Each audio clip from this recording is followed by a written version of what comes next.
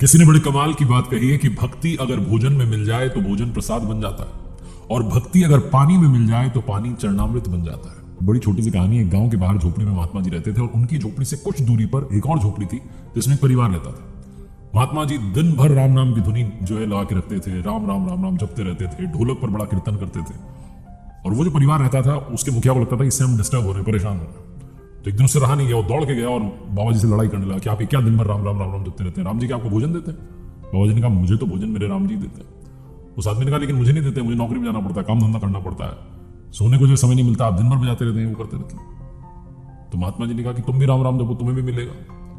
इस बात पर दोनों में बहस छिड़ गई और इस बात की शर्त लगी। उस आदमी ने कहा कि ठीक है फिर देख लेते हैं, आज मैं राम राम जपता हूं और देखता हूं कि क्या मुझे आज आपके राम जी आकर भोजन कराएंगे, मैं भोजन करूंगा ही नहीं।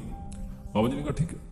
तो बाबा जी के साथ बैठ करके वो राम राम राम राम जपने लगा। फिर उसे लगा कि घर जाऊंगा तो बीवी जो है भोजन करा देगी जबरदस्ती, माँ भी है घर पर, कहेंगी खाना पड़ेगा, तो क्या करूं? तो वो जंगल में जाकर के राम राम राम राम जपने लगा। एक पेड़ की डाली पर बैठ गया और वहीं पर वो राम राम जप रहा था और इस चक्कर में वो दूर गया था कि उसे कोई भोजन न करा था। अब आप प्रभु की लीला देखिए कि वहां से एक गांव के व्यापारियों का समूह निकल रहा था, ग्रुप निकल रहा था। उन्हें भी भूख लगी थी तो वो उस पेड़ के नीचे रुक गए, अपने साथ में खाना बनाने का सारा सामान लाए थे तो भोजन बनाने लगे। और उनका भोजन बनकर के तैयार था, वो भोजन करने वाले थे कि किसी ने आकर के सूचना दी कि पीछे से डाकू आ रहे। अब सारे व्यापारी थे, पैसा भी था इनके पास में, सोने चांदी के आभूषण भी थे, तो ये बिना देरी के वहां से निकलेंगे, भोजन छोड़ चलो, भोजन घर जाके फिर कर लेंगे, यहां से चलो। ये चले गए। वो गर्मा गर्म भोजन बनकर के वहां तैयार था। डाकू जब उस जगह आया तो उन्होंने देखा कि बड़ी स्वादिष्ट जो है महक आ रही है और बड़ा अच्छा जो है भोजन बन के तैयार है, लेकिन जिसने बनाया वो खा के क्यों नहीं गया? तो डाकुओं के सरदार ने अपना दिमाग लगाया कि हो सकता है ये हम सबको एक साथ मारने की साजिश हो, किसी ने जहर मिला दिया भोजन में।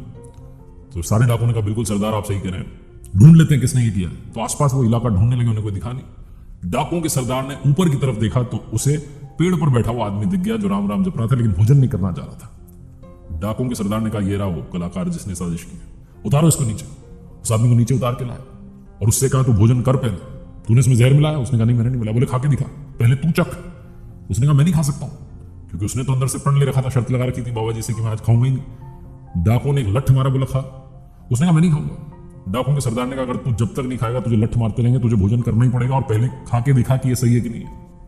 मजबूरी में वो भोजन करने लगा और भोजन करते करते कह रहा था कि प्रभु आपकी लीला अपरंपार है। महात्मा जी को जाकर के दौड़ के प्रणाम किया उसने और कहा कि वाकई में राम नाम में ताकत है, आज मैंने प्रण कर लिया था कि मैं भोजन करूंगा ही नहीं, लेकिन डाकुओं ने जबरदस्ती मुझे भोजन खिला दिया। आपने कहा था ना राम राम जपोगे तो मिल जाएगा, आज राम जी ने मुझे भोजन करा दिया। शायद उन्होंने ये लीला रची। बहुत छोटी सी कहानी जिसका सार ये समझाता है कि ये जरूरी नहीं कि आप काम धंधा छोड़ करके सिर्फ और सिर्फ भगवान का नाम ही लेने लग जाए। आप जो काम कर रहे हैं, जिस व्यवसाय में काम धंधा कर रहे हैं, क्षेत्र में पढ़ाई कर रहे हैं, जो भी कर रहे हैं करते रहिए, लेकिन जिस नाम से आप उन्हें पुकारते हैं उनकी भक्ति में कमी मत रखिए, क्योंकि उनकी भक्ति की शक्ति बहुत है। और आप जिस क्षेत्र में आगे बढ़ना चाहते हैं, अगर उनकी जरा सी भी कृपा हो गई तो आपका काम पल में हो जाएगा।